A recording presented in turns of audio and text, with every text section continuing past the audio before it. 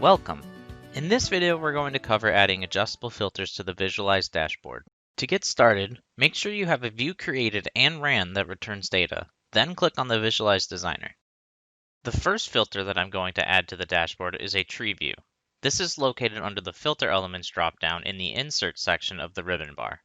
Next, I'm going to position the filter where I want it so that it is more presentable. There are a lot of ways to be creative with the placement of items in the dashboard, but for this purpose, I'm just going to drag it to the top. Now I'm going to drag the field that I want to filter on into the Dimensions section of the data items. For this filter, I'm going to use the employee ID. This will allow me to select any combination of employee IDs to filter on, or simply select all.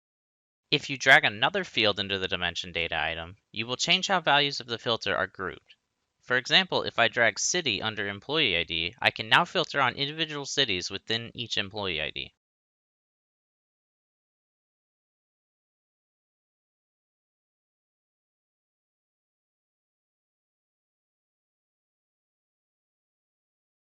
Next, we are going to look at some date filters on the dashboard.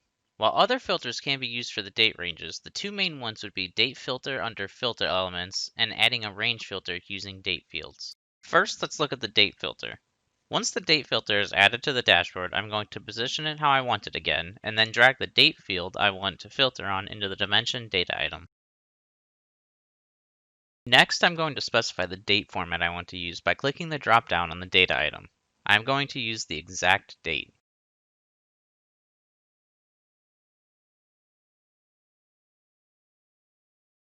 If you click on the pencil icon for the date range, you can modify what dates are being used.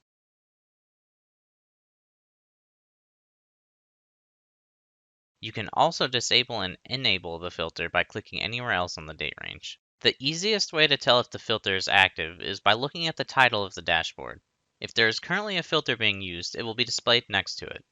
The last thing we're going to look at is the range filter. To add this, click on the range filter button in the Insert section of the ribbon bar. Once the range filter is added to the dashboard, I am again going to drag fields into the filter and position it how I want it. The argument data item will be what the dashboard is being filtered on, which since this is a date range, I will use a date field. The value data item will display a graphical representation of the field on the filter. Once the range filter is finished being set up, you can adjust the range by clicking in multiple ways. You can drag one side of the filter, drag the entire range as one, or click an individual area within the filter. For additional information on any sections of VDM, check out the links in the description.